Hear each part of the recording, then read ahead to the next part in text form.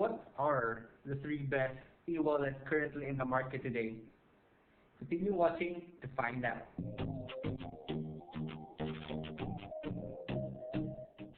So, to begin this video, I'm sure you've heard of the COVID-19 pandemic. If you haven't heard of it, you're either lying or you're dead. But I'm pretty sure you're lying, because you can't be dead if you're watching this video.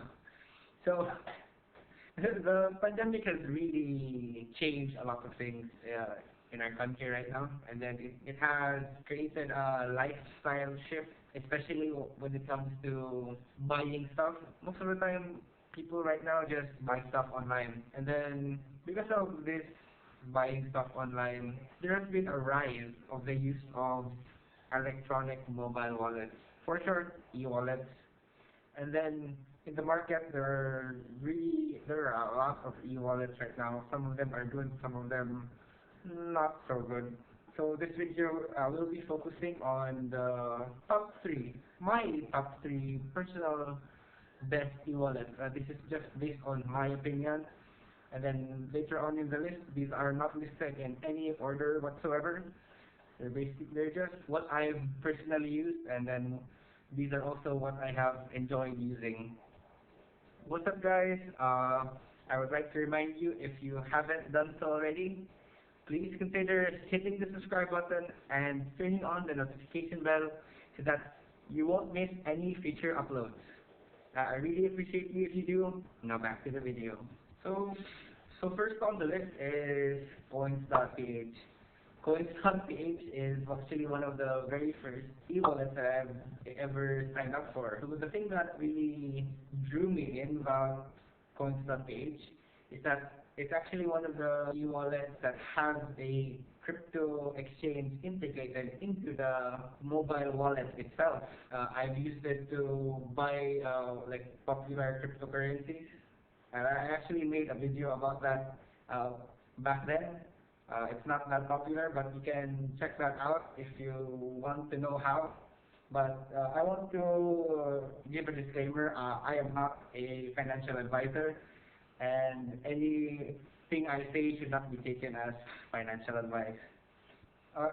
Coins.ph really good if you're a beginner, since the interface is really easy to use.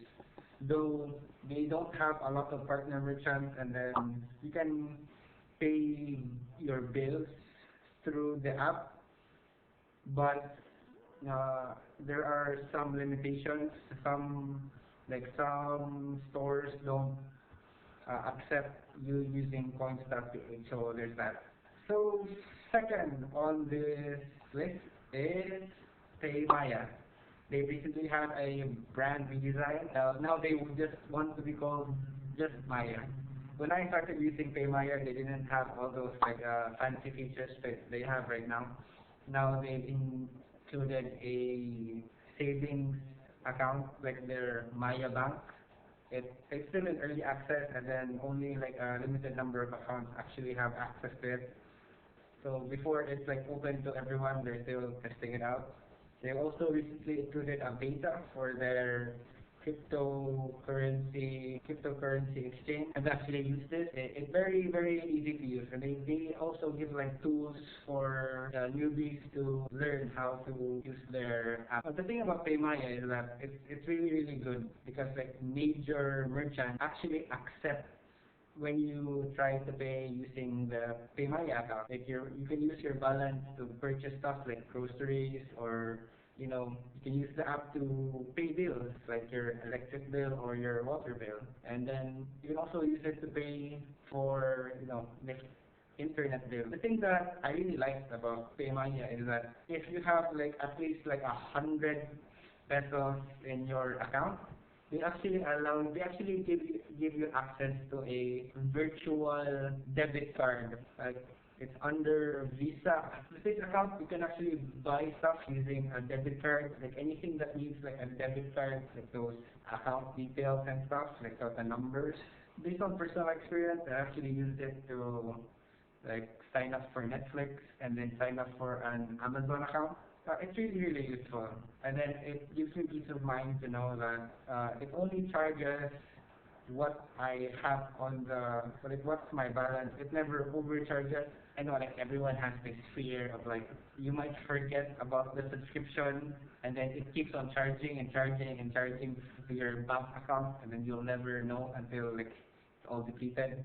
With paymaya, I can see when there's a transaction history that's very, very visible, and then it gives you peace of mind to know that that's a feature. Okay, for my third, last but not the least recommendation is Gcash. It's one of the most famous ones. I think it might be the first one, the first e-wallet. The thing about Gcash is that it's been around for quite a long time. And then it's actually right now it's actually my favorite. It's accepted by almost all stores, all major stores. Like some tari stores, like outside the street, actually accept Gcash, and like it's hard to imagine, but some of them actually accept Gcash. Gcash is everywhere. That's all I can say.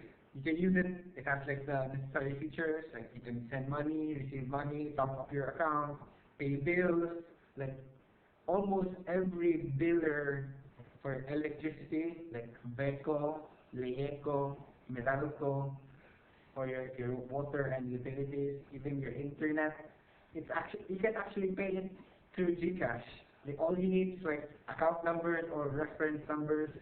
You set an appointment with the BSA, and then you can just pay for the appointment through Gcash. How many partners Gcash has?